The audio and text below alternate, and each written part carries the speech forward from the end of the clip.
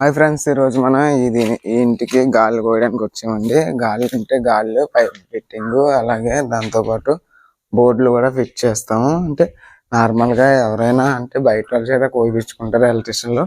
అలా కాకుండా మనమే కోయించుకుంటే మనకి ఎక్కడైనా తెలుస్తుంది. మనం కోసుకున్నాం అనుకోండి, ఇక్కడ ఈ బోర్డు పెట్టుకోవచ్చు, అక్కడ ఆ బోర్డు పెట్టుకోవచ్చు అన్న చిన్న ఇది ఉంటుంది కదా మనకి. అందుకని మేమే కోసేసుకుంటామండి ఎక్కువ శాతం.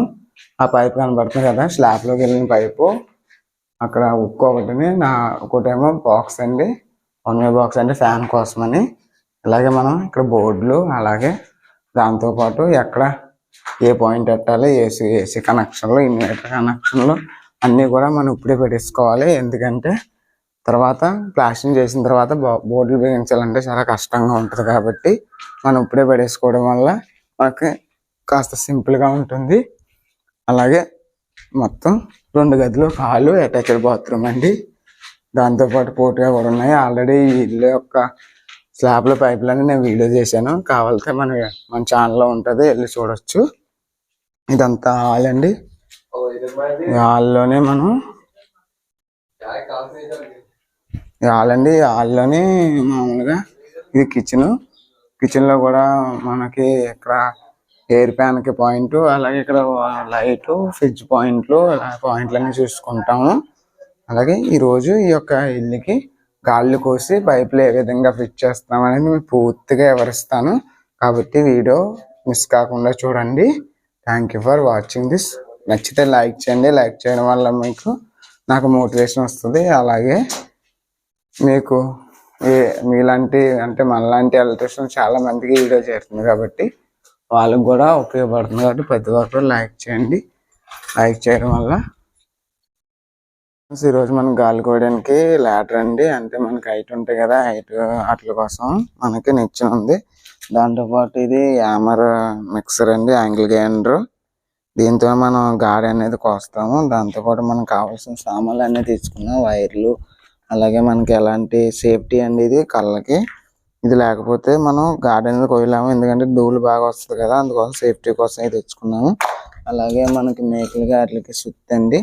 ఇది నార్మల్గా హ్యామర్ అండి. ఇది హ్యామర్ అంటే గాడి కోసిన తర్వాత మనం వలాలి కదా, అంటే మామూలుగా ఒక లైన్లో చేయడం కోసం గాడి వలడానికి ఉపయోగిస్తే హ్యామరు. ఇదండి హ్యామరు.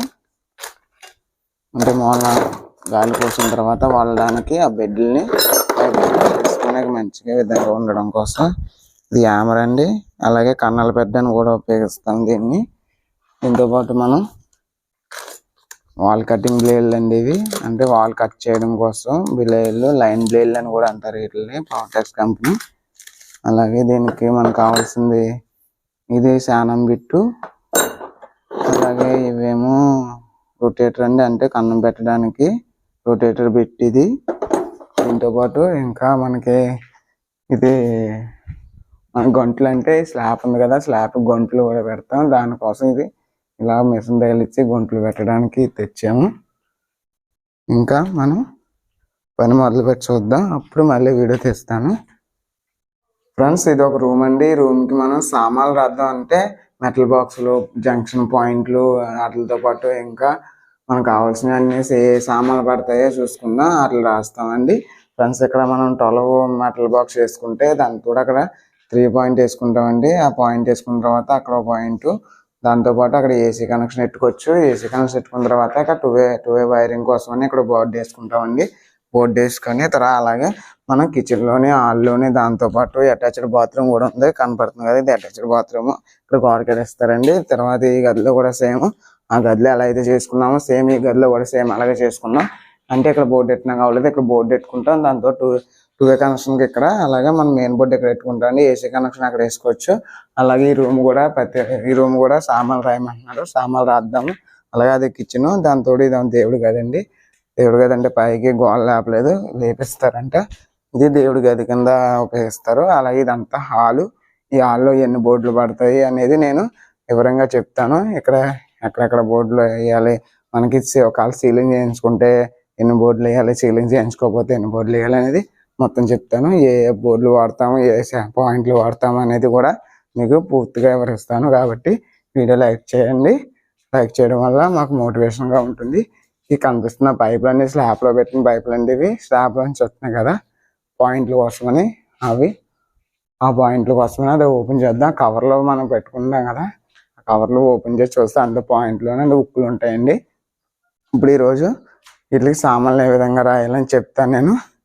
కొన్ని ఇంకా కావాలంటే మనకి జంక్షన్ బాక్స్ గురించి చాలామంది తెలిస్తే పర్లేదు, ఒకవేళ తెలియకపోతే ఇబ్బంది కదా, దాని గురించి కూడా మీకు వివరిస్తాను. ఫ్రెండ్స్, ఎలక్ట్రిషియన్ పరిస్థితులు చూసారు కదా ఎలా ఉంటాయి. చుట్టూ తుమ్మాలు కట్టుకొని దాంతో మనకి స్వెట్స్ ఉన్నాయండి. స్వెట్స్ ఎందుకంటే మన కళ్ళకి ఇలా పెట్టుకుని